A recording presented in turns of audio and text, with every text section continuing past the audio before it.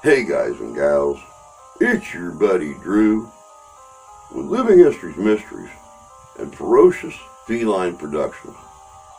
You know, for centuries, mystery, legend, and myth has circled around Rosslynn Chapel in Scotland. Stories of the Templars, stories of hidden treasure, a lot of questions and not very many answers. But one thing in particular stands out about that place. The architecture in itself is a mystery.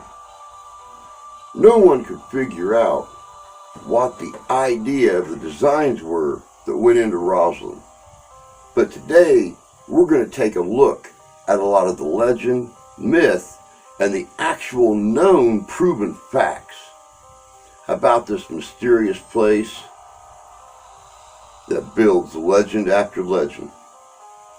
Check this out.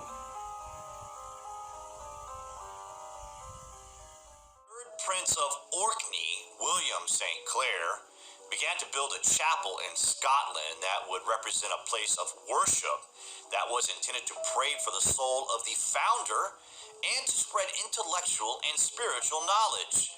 Something was built by this man that is now considered a wonder of the world, with its extraordinary architecture and carvings that have also inspired generations of stories and legends about the place, and this has meant its fame has endured over the centuries. In the town of Rosslyn, close to Midlothian, in the heart of Scotland, exists one of the most surprising enigmas of ancient architecture in the world.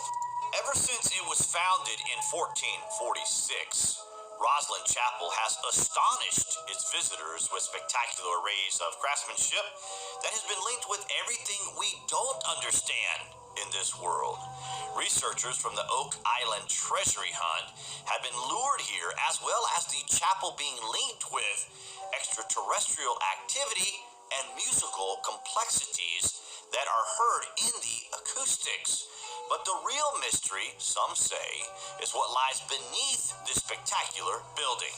It is said that at this place there are answers to be found, and the popular yet mysterious chapel was propelled into global eye in 2003 when Dan Brown's publication of the Da Vinci Code, and this chapel now receives global attention as a result.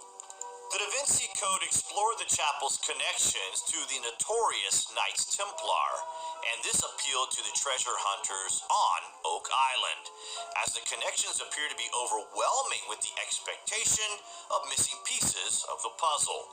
But what has been found is eye-opening and draws serious conclusions if the connections are real, but it really depends on the researcher, how deep you want to go on the matter, and how serious you are on the subject matter, as these hidden truths may threaten your perspective and knowledge if it is known. Well, that's the feel you get from the story anyway. An overview of the story and the conclusion of this theory can entangle the crucifixion cross, the blood of Jesus, the head of Jesus, the Holy Grail, and the Knights Templar themselves. A story that covers thousands of years of time and distance and leads us on an apparent path to the truth. But is it for real? The story goes that in 1119, the Roman Catholic Church founded the Order of the Knights Templar in Jerusalem to protect Catholics and other European visitors on a pilgrimage to the Holy Lands, which were under Muslim control at this time. The devout knights in the Order of the Templar Cross became increasingly militarized and carried out holy order as soldiers of Christ. They were exempt from all local laws and answered only to the Pope, who endorsed their every action. Their innovation banking system throughout the Crusades gave them power over 1,000 fortifications, and they were always the first into battle under the will of God. They were the equivalent of the Marine Corps today. During the Crusades, they acquired remains of the Solomon's Temple that's referenced in the Bible. It is not known what they found there, but speculation is rife that it would have been the Holy Grail. But whatever it was, it made them extraordinarily powerful, and they seem to have tried to hide the power on Oak Island before they were eventually burned at the stake in Paris by the king in 1314. But legend says many of the Templars escaped to Scotland with the treasure from Solomon's temple. It was a safe place to hide. They weren't outlawed there, and they owned land. One of their properties was only 9 miles from Rosslynn Chapel, and there is real connection that Oak Island is simply a decoy, and the treasure is buried at Rosslynn Chapel. There are many theories that support this idea that St. Clair family had ties with the Templars. Robert the Bruce fought with them. The chapel has a hidden chamber, and there are Templar symbols within the chapel that clearly suggest there is something present here, either in a physical form and buried at the site, or in the many anomalous architectural pieces that could somehow be a cipher code to a map that is yet to be discovered. Father Hay, author of a genealogy of the St. Clairs of Rosslyn, describes the start of Sir William St. Clair's plan for the chapel when he states, "It came into his mind to build a house for God's service, of most curious work, the which, that it might be done with greater glory and splendor. He caused artificers to be brought from other regions and foreign kingdoms, and caused daily to be abundance of all kinds of workmen present as masons, carpenters, smiths, barrowmen, and quarries." The intrigue has attracted the celebrity of the day from almost every generation in living memory. Famous poets, including Sir Walter Scott and Rabbie Burns, visited the chapel, as well as visits by Queen Victoria, who in 1842 ordered it to be preserved for the people of Scotland. Upon her visit, restoration work began, and just 20 years after she went there, the restoration work carried out by the architect David Bryce, 3rd Earl of Rosslyn, made the chapel usable again. Sunday services consequently began at the chapel for the first time in over 200 years. Dan Brown describes it as the most magical and mysterious chapel on earth in his story.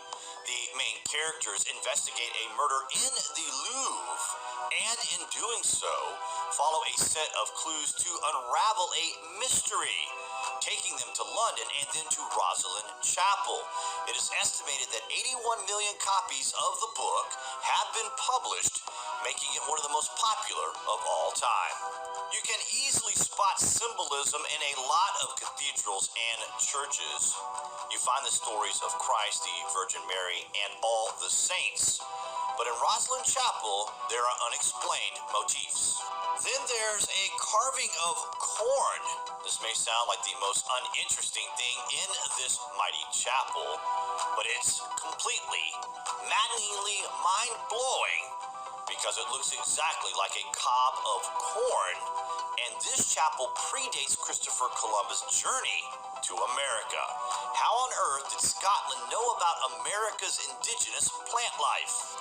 Most famously, you find the Green Man carvings.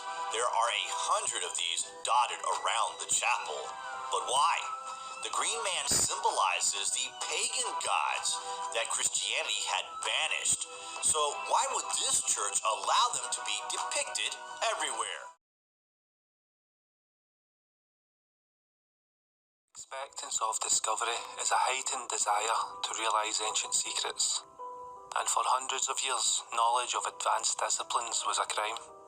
Seen as sorcery or witchcraft, and inflicting this fear wherever interest would arise was the infliction by the ruler of the time. But all over the world, throughout the different ages, secrets have been kept from an elitist group who only seek to keep a hold over their surroundings. Wait till you hear this. Back in 2007, the father and son duo, Tommy and Stuart Mitchell, revealed to the world that at Rosslynn Chapel, a music score existed that they had deciphered and was then played by an orchestra in concert.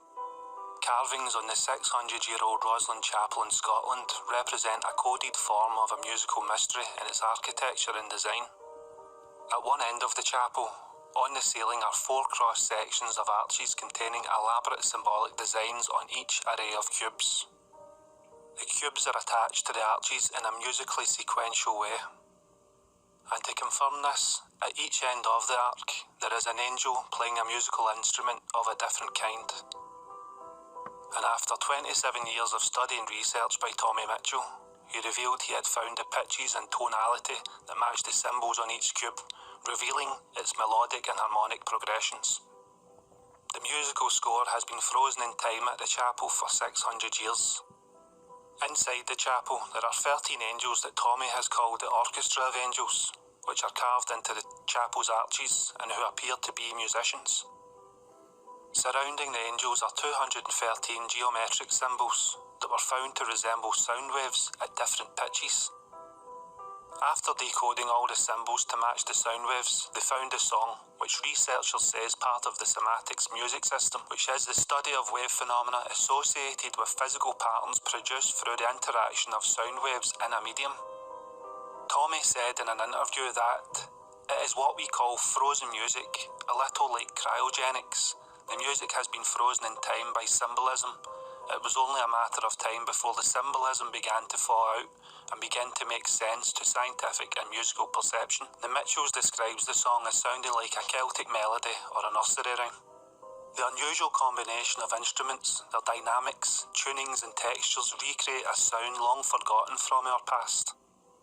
The melodies are simple but harmonically develop and unfold in the most simplistic but charming way. The sequential arrangement of the cubes at many times is a series of repeated notes signifying a more functional than aesthetic sense to the music. Sometimes it sounds like a nursery rhyme, and there's also a feeling of a Celtic air about the music.